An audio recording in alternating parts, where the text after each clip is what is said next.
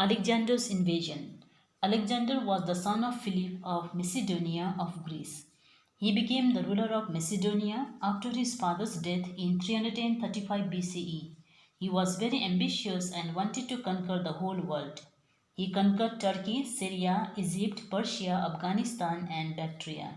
He founded a new city called Alexandria in Egypt, and by the age of 25, he became the king of Macedonia, ruler of his vast territories, the supreme ruler of Egypt, and great king of Persia. In 326 BCE, Alexander entered towards the northwestern part of India. During that time, India was not united. That helped him to capture Indian kingdoms. He crossed the river Indus and brought Taxila, Taxila, and Ambi, Ambi, under his control as the rulers surrendered to him without any fight.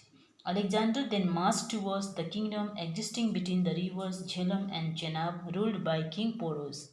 King Porus fought bravely on the opposite banks of river Jhelum but was defeated and captured and brought before Alexander.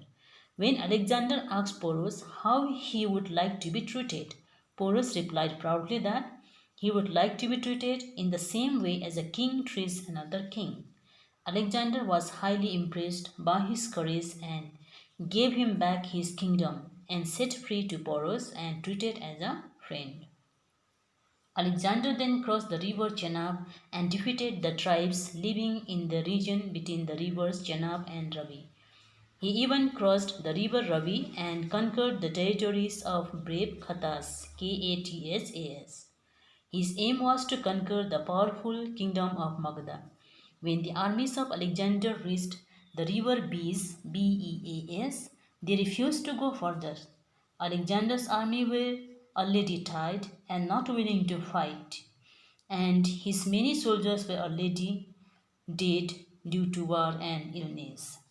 Alexander was forced to go back in 323 BCE. He divided his territories in India into six parts, three to the west of Indus and three to the east. Each was put under the control of a general. On his way back, he died in Babylon near Baghdad in 323 BCE at the age of 32. After his death, his general's position in India became very insecure. They had a fear of revolt from the locals and overthrown by Chandragupta Maurya of the Maurya dynasty. Effects of Alexander's invasion. His invasion opened up new routes on land and sea. Trade and commerce began to flourish, and European countries also started to follow these new sea routes and land routes.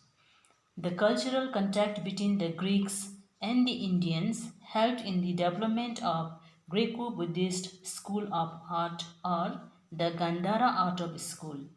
From the Greeks, Indians learned how to make beautiful coins, coins. Alexander's attack in India in 326 BCE was recorded by his historians as a great mark of his success. The small states in northwest India lost their power due to Alexander's invasion.